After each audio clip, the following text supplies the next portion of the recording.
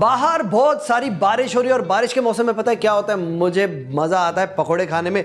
तो मेरे जितने भी दोस्त यार हैं जो नॉन वेजिटेरियन है, उनके लिए मैं लेकर आया हूँ मुर्ग पकोड़ा।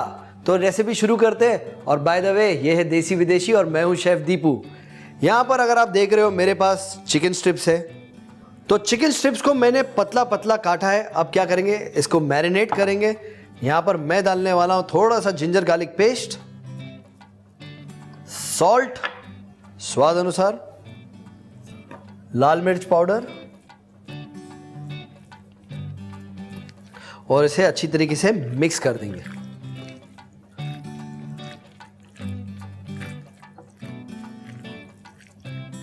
तो ये मिक्स हो गया है, इसे साइड में रखेंगे।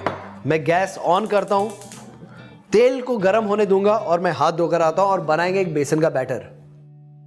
तो मेरे पास यहां पर है बेसन, इसमें डालेंगे लाल मिर्च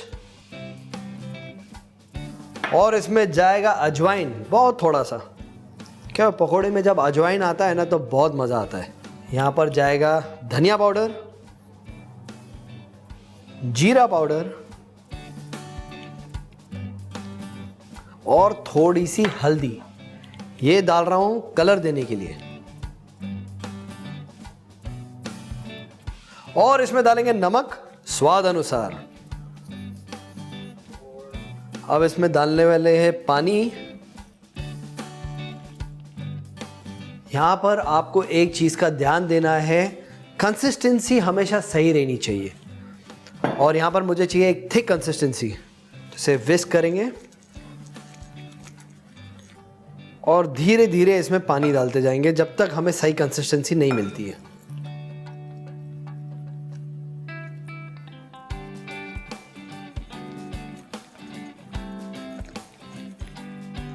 अगर आप देख रहे हो कंसिस्टेंसी बहुत ही थिक है, थोड़ा सा और पानी डालेंगे।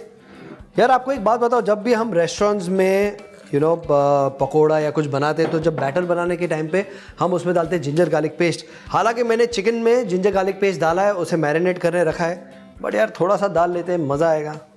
थोड़ा सा, ज़्यादा नहीं। इसको कर देंगे मिक्स। तो ये है परफेक्ट कंसिस्टेंसी, ना ज़्यादा थिक है, एकदम क्रीमी है। अगर आप देख रहे हो बहुत ही क्रीमी है। तो अब आती है टिप की बारी। मैं आपको बताऊंगा कि सही तरीके से पकोड़ा कैसे फ्राई करते।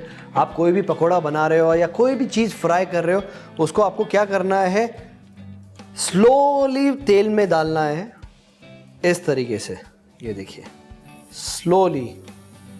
इससे पता है क्या होता है, जो भी आप फ्राई कर रहे हो वो नीचे जाके चिपकता नहीं है, सही तरीके से फ्राई होता है।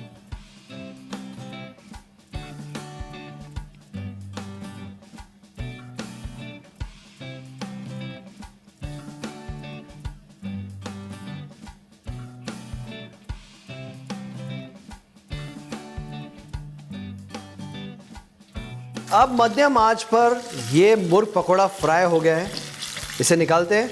ये पकोड़े की पता है खास बात क्या है, ये बाहर से क्रिस्पी और अंदर से सॉफ्ट होगा, बहुत ही डिलीशियस।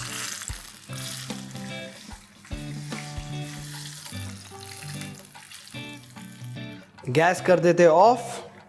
अब आपको एक चीज़ दिखाता हूं, यहां पर मैं इसे कट करूंगा।